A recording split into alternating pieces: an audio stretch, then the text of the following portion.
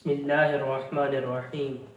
بہت سے ایسی باتیں دیکھنے میں آئی ہیں کہ بہت سے نوجوان ایسے ہوتے ہیں جن کی عمریں تو کافی ہو چکی ہوتی ہیں، اور معاذ اللہ بہت سے نوجوان تو ایسے ہیں جو شادی شدہ ہوتے ہیں، لیکن دین کی دوری کی وجہ سے کچھ حضرات ایسے بھی ہوتے ہیں کہ جنہیں ابھی تک غسل کا طریقہ، سنتوں اور فرائض کا بھی پتہ نہیں ہوتا، حالانکہ کتنی شرمناک بات ہے۔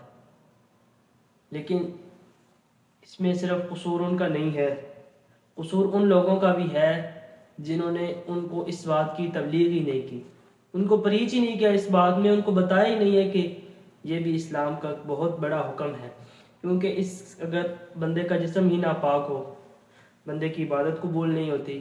تو آج اس ویڈیو میں کوشش کروں گا کہ انشاءاللہ تعالی العزیز غسل کا طریقہ اور فرائض اور سنت پر تھوڑی سی روشنی ڈالوں۔ ویڈیو اچھی لگے تو چینل کو سبسکرائب لازمی کیجیے گا اور بیل آئیکن ضرور دبائیے گا تاکہ ایسی مزید اسلامک ویڈیوز آپ تک پہنچتی رہیں۔ تو غسل، ایک بچے سے پوچھا گیا کہ غسل کی تعریف کیا ہے، تو اس نے کہا کہ قاری صاحب غسل وہ ہے جو مردے کو دیا جاتا ہے۔ تو میں نے اسے کہا کہ جس بندے نے غسل کرنا ہے اس کو ایک دفعہ مرنا پڑے گا، لیکن ایسی بات تو نہیں ہے۔ غسل تو عموماً جو نوجوان ہوتے ہیں ان پر واجب ہو جاتا ہے۔ کچھ ایسے اللہ تعالیٰ نے زندگی کی ضروریات ایسی رکھ دی ہیں، زندگی کے ساتھ شادی شدہ حضرات ہوتے ہیں، ان کو بھی غسل کی حاجت پیش آتی ہے، تو اس کا بھی ہمیں طریقہ کار پتہ ہونا چاہیے، کیونکہ ساری عبادات منسلک اسی کے ساتھ ہیں۔ اگر یہ پورا اور کامل ہوگا تو پھر باقی عبادات بھی قبول ہوں گی۔ تو غسل کا جو فرض ہے وہ 3 فرائض ہیں غسل کے۔ سب سے پہلا فرض یہ ہے کہ کلی کی جائے، یعنی غرغرارہ کیا جائے کہ اس ہڈی تک پانی پہنچے، گلے کی اس ہڈی تک پانی پہنچے۔ اور جو دوسرا فرض ہے وہ یہ ہے کہ ناک میں پانی اس طرح ڈالنا ہے کہ نرم ہڈی تک پانی پہنچے، یہاں تک۔ اور تیسرا پورے بدن پر ایک مرتبہ پانی بہانا ہے اس طرح کہ بال برابر بھی جگہ خشک نہ رہے۔ یہ تو ہو گئے 3 فرائض۔ اب غسل کی سنتوں کی بات کی جائے تو 5 سنتیں ہیں غسل کی۔ سب سے پہلی سنت کہ استنجا کرنا اور جس جگہ نجاست لگی ہو اسے دھونا، اور پھر دونوں گٹوں تک ہاتھ دھونا، یہ جو گٹے ہوتے ہیں نا کلائی کے، یہاں تک ہاتھ دھونا۔ اور پھر اس کے بعد غسل کرنے کی نیت کرنا۔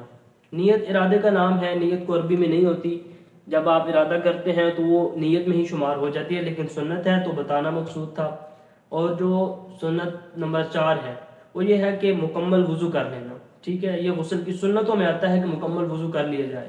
اور 5ویں سنت یہ ہے کہ پورے بدن پر 3 مرتبہ اس طرح پانی بہایا جائے کہ بال برابر بھی جگہ خشک نہ رہے، یعنی دائیں کندھے پر، پھر بائیں کندھے پر، اور پھر پورے جسم پر اس طرح پانی بہایا جائے کہ بال برابر بھی جگہ خشک نہ رہے۔ تو یہ ان سنت اور فرائض پر عمل کرنے کے بعد آپ مسجد میں جا سکتے ہیں اور اپنے جو زندگی کے باقی معاملات ہیں اللہ کی رضا کے مطابق ان پر عمل کر سکتے ہیں۔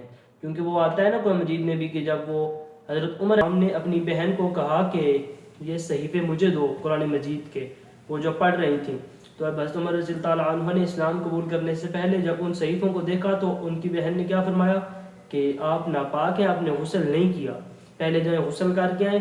جب انہوں نے غسل کیا اور پھر قرآن مجید کو ہاتھوں میں پکڑا، تو قرآن مجید جیسی عبادت اور دیگر عبادات ان کے لیے ضروری ہے کہ بندے کا پاک ہونا ضروری۔ اور نماز کے فرائض میں بھی آتا ہے کہ بندے کا جسم بھی پاک ہو، جگہ بھی پاک ہو، اور کپڑے بھی پاک ہو۔ پاکی اللہ تعالیٰ کو بڑی پسند ہے۔ صفائی نصف ایمان ہے، الطہور شطر الایمان۔